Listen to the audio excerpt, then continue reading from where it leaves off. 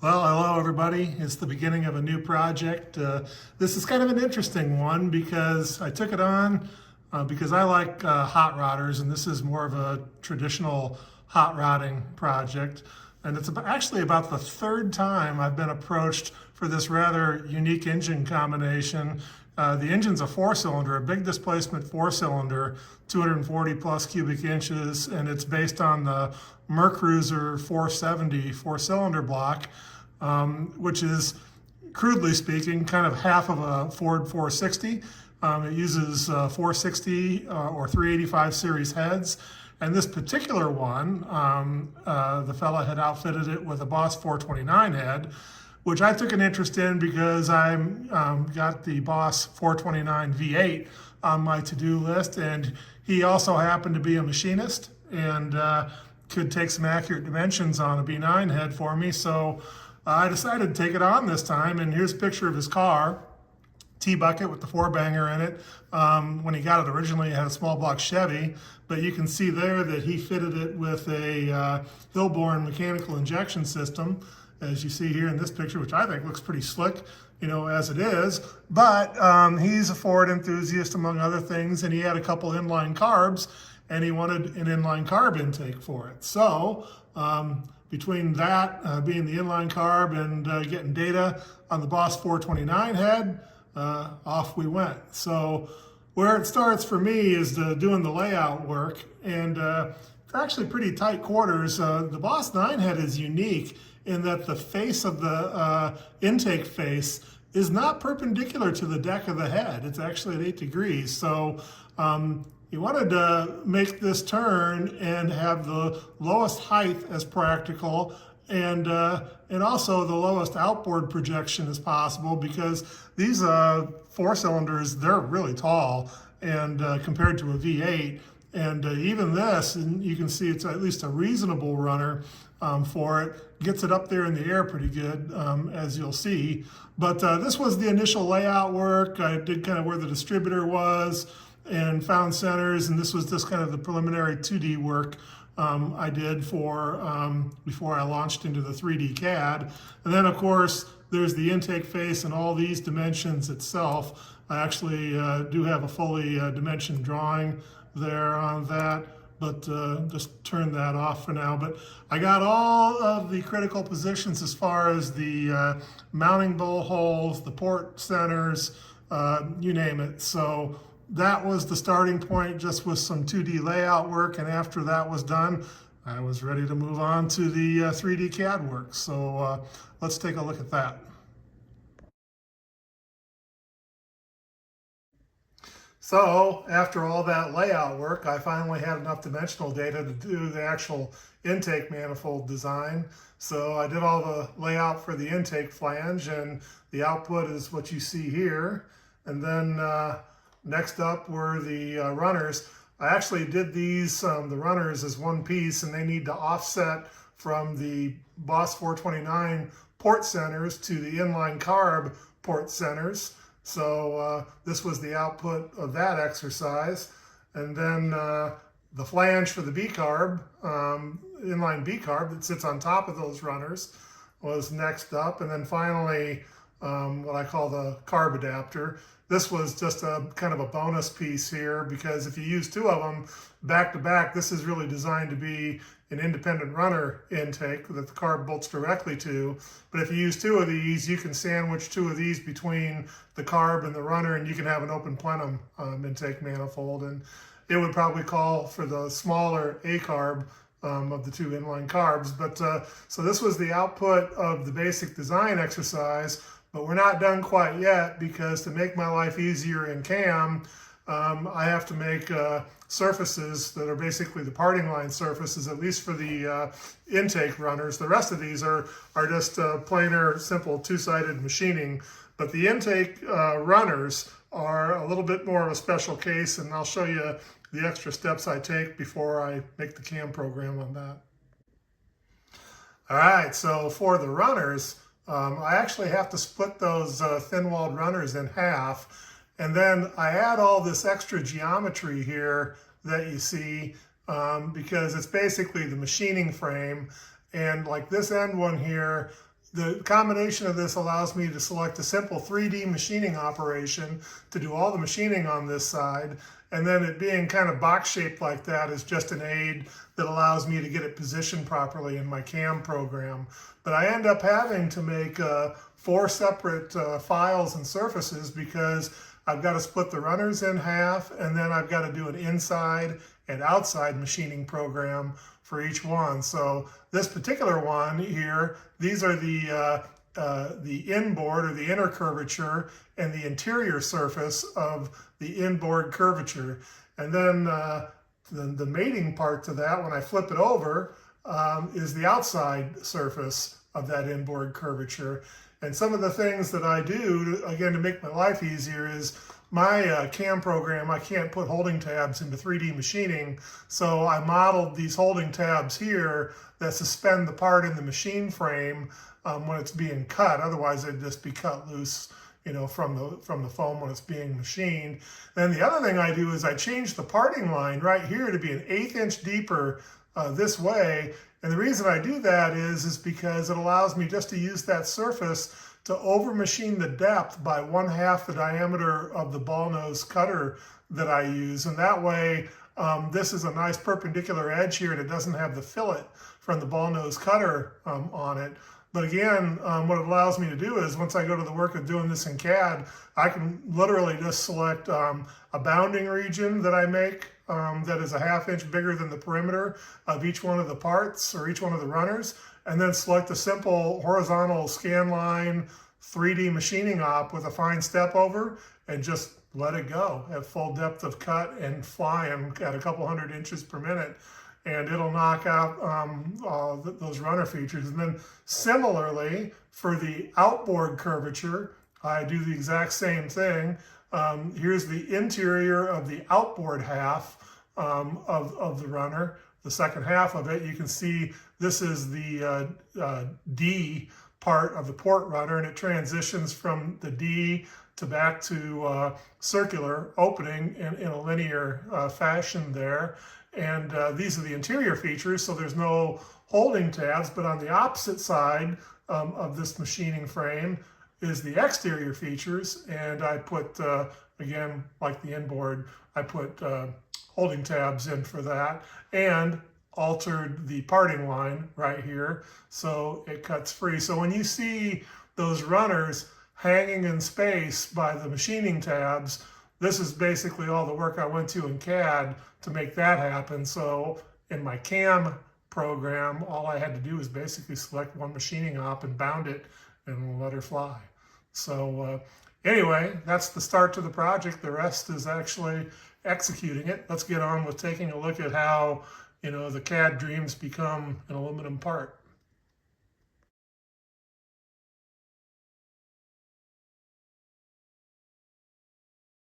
Well, back with you, and I thought it'd be a good time to take a look at the runners while they're still in their machining frames. The two-sided machining, 3D machining, is always kind of the more challenging part. I happen to place the runners in this case. They're actually in the location that they are on the actual manifold, both sides of them. One's the inside curve and curvature, the inboard set the runner halves, and this one's the outboard set on that. And you can see they were two-sided machined from each side. You have to machine the inside features in one go here, and then the outside features in another go. Same with the other half that you can see there. Inside here and inside there, and got the little registration pegs is how I keep the thing aligned when I machine it. But yeah, these look pretty good. I was able to get the inside ones on 2-inch thick foam, which is pretty easy to get. The outside ones, though, it's 2.5 inch, and all I've got in between 2-inch and 2.5 is 4-inch. So the 4-inch foam's a little more precious, so I'm usually a little more judicious with the thicker foam. But I just thought we'd take a look at these here real quick, because I'll throw the other, the intake flange and the carburetor flange on the CNC router, and while those are running, I'll cut these out of here and get them ready to glue together so we can see what they look like on the flanges. Stay tuned. All right, everyone, back with you. Thought we'd just take a quick look at the individual pattern pieces here. I did glue the runner halves together and do a little sanding on them, so they're pretty close to finished. You can see there's the D port and the carb opening on them, and of course I labeled them so I can keep them straight, which one goes where. Each one has a unique position on the intake flange, and those are numbered there on the intake flange, as you can see. So they face right up to the bosses on the intake flange, and then the other end mates up with the carburetor flange, and there's the top where the carb mounts, and here's the bottom where it mounts to the runner. So the next step here is, well, I'll assemble it and do a fit check first, and then we'll take it from there. I'll show you it taped together in the fit check, and then we'll go to the next step afterwards. Stay tuned. All right, everyone, well, I'm back with you. I like to do a little fit check before I permanently glue things together. The only exception, of course, here is I've already glued up the runners. I mean, I'll make the other parts fit the runners if I need to do that. The runners are a lot more work than the other two parts. But putting it together, I didn't spend too much time. I could have aligned these two up better. But yeah, I think it's going to be just fine. It's going to be a nice pattern. They're just taped together. The top flange and the bottom flange are just taped to the runners. Now you can see little chunks of tape right here, top and bottom. Sometimes I use those as gluing aids too, but yeah, on top you can see, now you can see the runners line up pretty good with the bosses. I got the middle ones a little misaligned here. They could be slightly better aligned. I can fix that when I go to actually glue them up, but yeah, I mean, it looks like an intake manifold now for sure on that. You can see the pattern that looks there. Yeah, so what I'll do is when I go to assemble these things, since I've got all the CAD data, I make a couple of crude assembly fixtures, but what it really helps in tremendously is making sure I get all the parts positioned in relationship to themselves as accurately as possible, which becomes more important when I go to machine it, because I get all my data for where the location of all the machine features are from my CAD model. And if I don't build the pattern and thus the casting exactly like the CAD model, that compromises the integrity of those dimensions. So I've had a couple of viewers ask me if I go into a little bit more detail on how I machine these intake manifolds, because without the aid of a couple of things that I've built for myself to do that, it's kind of difficult to do. So I'll stop back next installment here and just show you my assembly fixture, and then we'll take it from there. Stay tuned. Hello everyone, I'm back with you here, and you saw from the pictures I made this crude fixture to hold everything in place while I glued it, the pattern together. And all my fixture was this chunk of particle board in my T-slot. You probably, I don't know if you can see or not, but I drew a perpendicular line there for center on both the fence and the tabletop. With just a Sharpie, it'll wipe off with a little solvent on that. And then I did that so I could make sure that the intake and the carb flanges were centered on that line, because I wouldn't really want any offset this way. So it served that purpose. And then the other kind of key part of that was this thing I got my hands on here, is this top end fixture. And since I already had the carb flange CAD work, all I needed to do was use that same artwork in CAM and cut these little spot faces in here. And I also cut the correct angle. It's actually an 8-degree offset angle because of the face of the Boss 9 head isn't perpendicular to the deck. It's actually like a 7 or 8 degrees. So anyway, that just allowed me to do that and then measure the height from here to the tabletop surface, and I knew that they were all in the right position. So that's a good aid when you're gluing them together. And I use Arlene's tacky glue, which is just a form of polyvinyl acetate white glue. It's just very tacky and almost self-fixturing on that. And I also, we said before, you can probably see in here, I use little pieces of tape as kind of aids to make sure everything stays in place while I'm getting it positioned, which I'll just pull out of there in a minute. But you can see the intake manifold, maybe show you one of the ports there. You know, it looks pretty darn good. Everything's lined up real well. Same thing on the carb bores, you know, on the top. And yeah, it's looking like an intake manifold.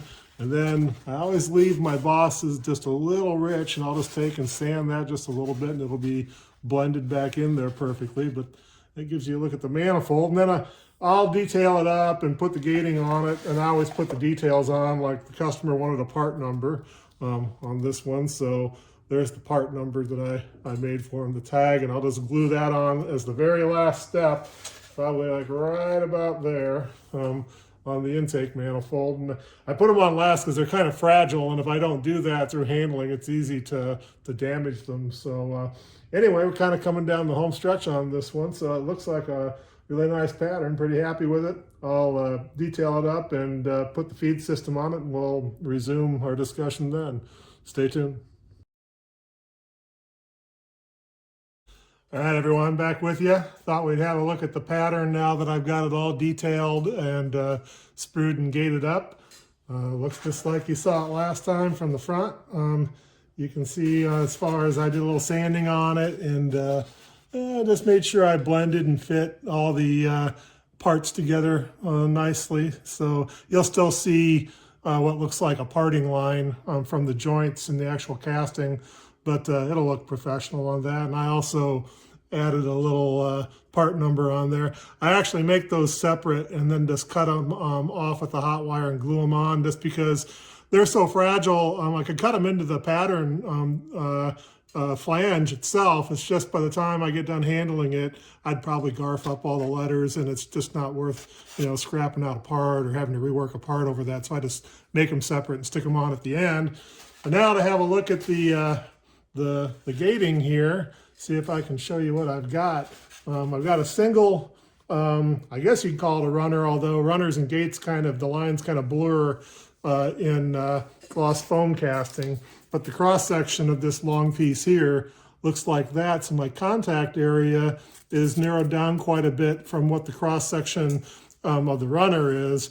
But this is very low density foam, and I guess kind of carrying on with the same ideas I always have is that in my mind, I envision using the low density foam, gets hot metal down to the bottom of the part before the part really gets, the part filling gets underway.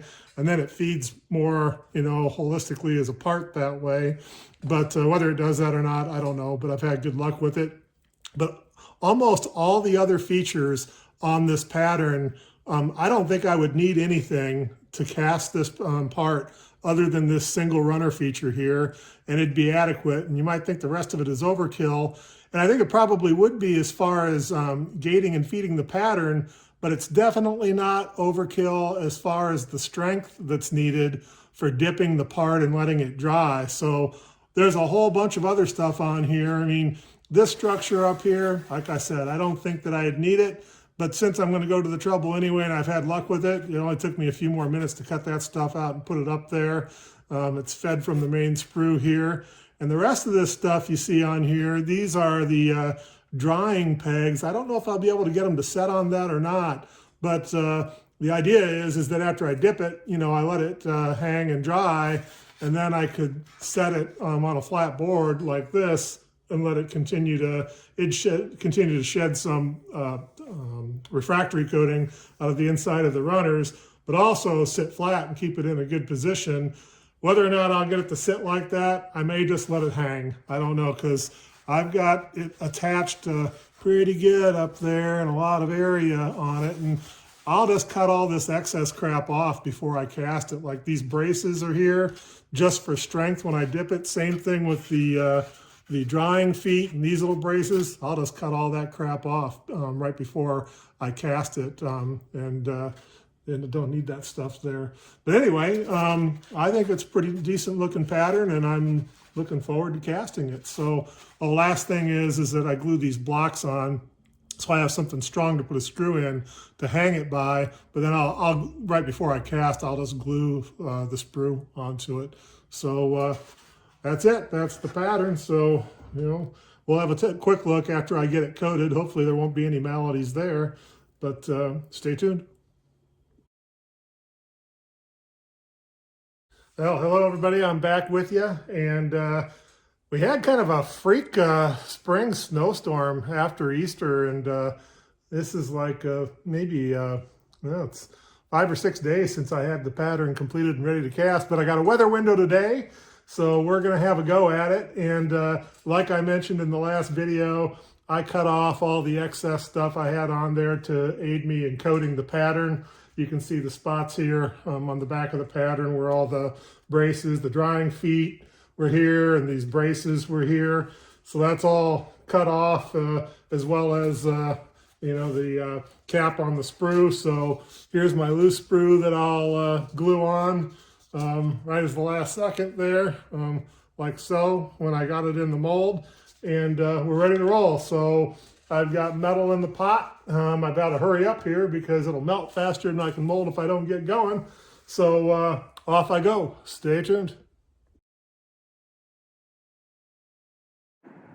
All right, well, I've got what amounts to a very full A20 crucible, and I'm got the metal at temp and I'm ready to go. So let's see what we got.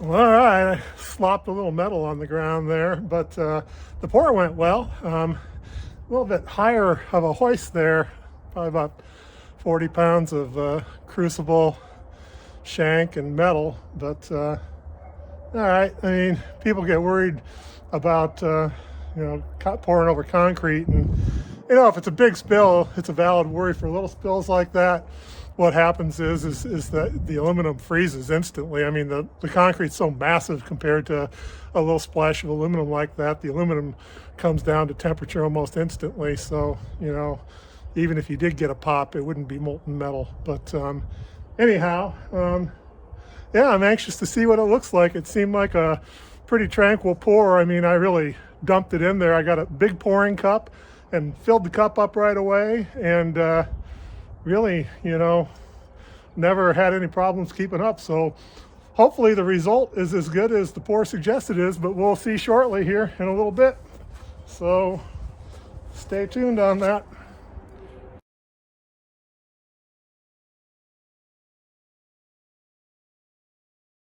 Well, hello everyone, I'm back with you, and I've degated the casting and cleaned it up just a little bit, and I thought that I'd share the results with you, but it's a good casting, and I'm kind of looking forward to getting it on the mill and machining it. So let's have a look here at how it came out. You can see I just hacked off the that long runner that was attached to the back there, and you can see up here at this end where the sprue was attached to it. But yeah, the runners are nice and fully formed. Pretty decent finish on the inside of the runner there. I wouldn't even touch that as far as running it. Same thing up here on top. You know, those were pretty easy to cut off of there. So yeah, that part's all really good. And let's see if I can show you this here. Yeah, so here's the external part of the runner.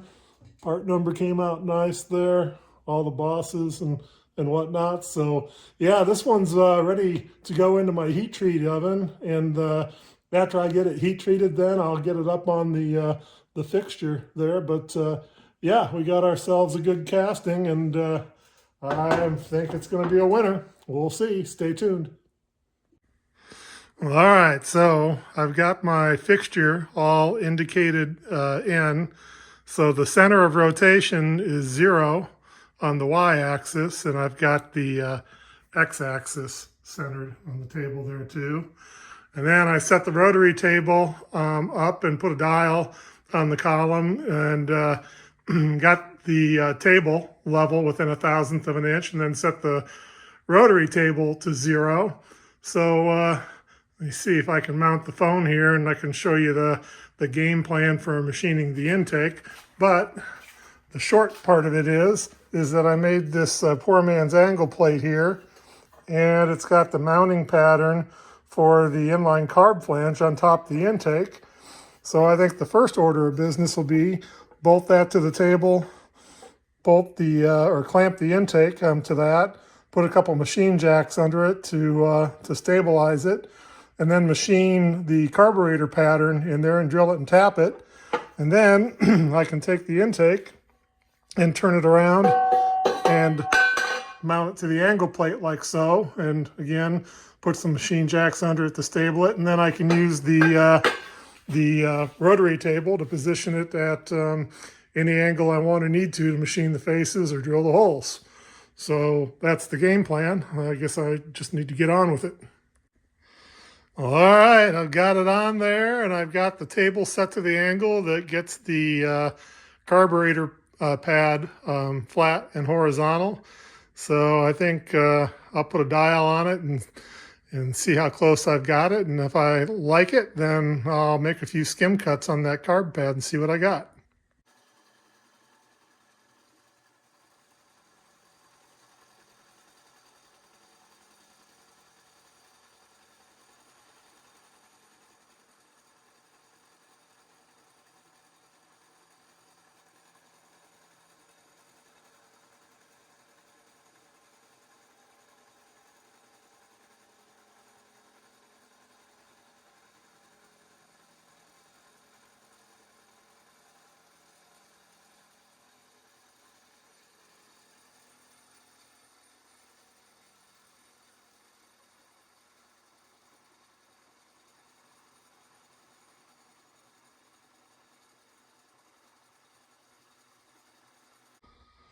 All right, well, the carb flanges are faced and the mounting holes drilled and tapped.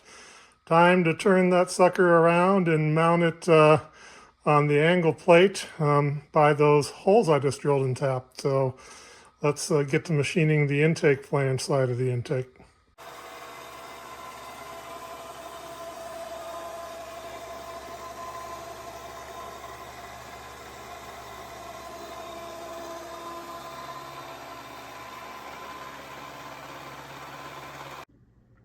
So one of the things that I do as far as making my life easier for the machining is I model the intake face. This is actually, it's just the locations on the intake face where the bolt hole center lines pierce the machined surface of the intake face of the manifold. And each of these little square dots here is that precise location on the intake face with respect to this axis. And it's mounted at this angle. This is the angle plate that I have on my machining fixture. And this, the origin, is the center of rotation of that angle plate. So all I really need to know is how far from the angle plate the intake face is, what's its position this way in respect to the origin or the center of rotation, and then I can just rotate that whole assembly like this in CAD. Let's see here, hide all but that, you can see. So now I know what the position is in 3 space, because I know the distances longitudinally along the intake flange, but this tells me how much I need to move the fixture on my mill in order to find dead center at this position. So, and you can click on that right there, and I can get the coordinates of it from the point list that I have in there. These are all the XY coordinates on that. But kind of simply put, at each of the angles, here it is at the other angle, there's 3 different angles on that. That's, I do the same thing there, and I can pick off the location to drill the hole in the intake face when I've got my fixture rotated at this angle. So it makes life a lot easier on that, and it's very precise, but that's my method anyway for finding and locating the centers for all of the holes in the intake manifold at those various angles. So I know the X coordinates from the layout of my flange, and with the aid of my little CAD program and modeling the intake on the fixture and using the CAD to rotate the fixture and get the coordinates, I know where to position it under the quill, and then all I need to do is position the rotary table at the right angle. And what you see there is I've got to spot face the face because it's such a steep angle you'd never keep a drill on center. So I center drill it, put a small hole through it, and then plunge in with an end mill there so I can drill the final hole diameter. And I just do that at the different angles and all the X positions for all the holes, and I'll be done. So I'll stop back when I get all the holes poked in it. Stay tuned.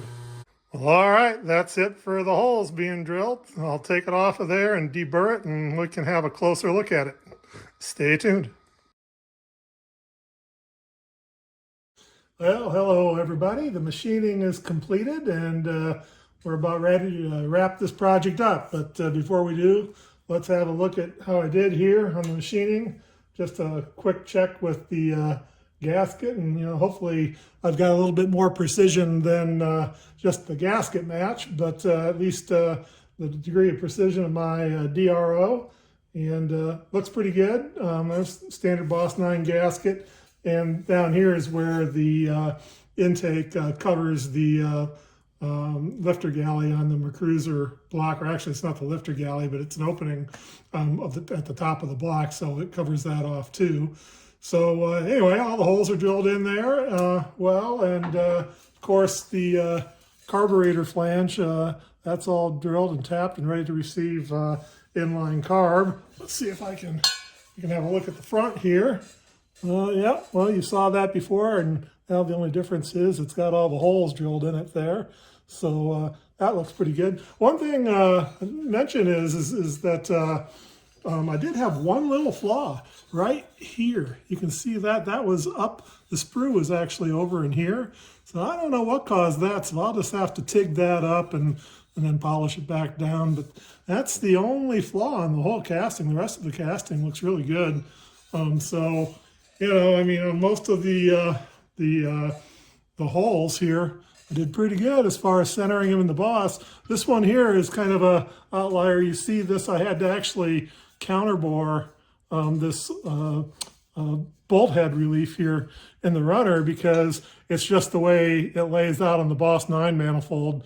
On the other intakes, they just raised these bosses up above the intake runner, and I didn't have the opportunity to do that, so I just took a end mill and plunged down through the wall there and gave it clearance down to the Boss. But yeah, you can see that it did pretty good hitting the bolt hole centers. And then down here on these lower ones in the block, I actually slotted those, because with differing head gasket thickness, as you torque the head down, it'll change the distance between centers. So I gave it a little vertical slotting there on that.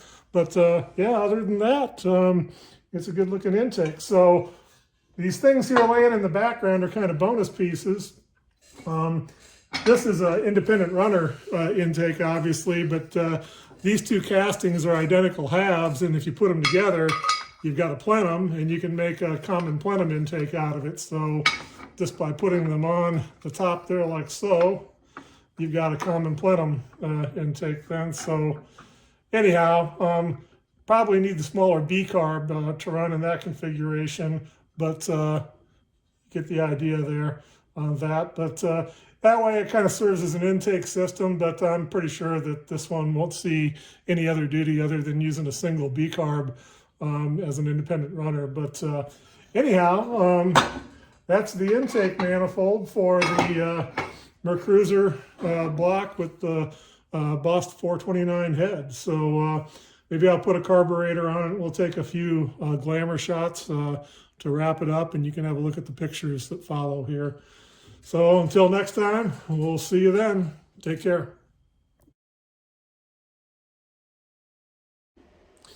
So one of the things I did a few months ago was invest in a drag knife. I say invest in because I made it for like 15 bucks with a tool holder I had, and bought some cheap vinyl cutting knives for it. And I discovered back then that my CAM software had a plug-in for a drag knife to calculate the drag knife path. So I made myself a vacuum hold down table, which you'll see in action here in the video that comes, but this is the result of it, and you can see it's really fast, and cutting out an intricate, or a delicate gasket like this is really no problem at all. And that one goes on the mid plane. You can see how it lines up with the mid plane of the plenum there. So that's, you put that between the two castings, and that's, when you clamp it, that's the seal there. And of course, I've already run that and made a bunch of, those for the carburetor base gaskets as well. So yeah, I'll have to do another video on the vacuum hold down table and the drag knife, because it's basically a universal fixture, and I can cut any gasket I want, and I already have the CAD geometry, and it's really fast and simple to do. So yeah, I get custom gaskets along for the ride. So stay tuned, and you can see the drag knife path. It's a pretty fast cycle.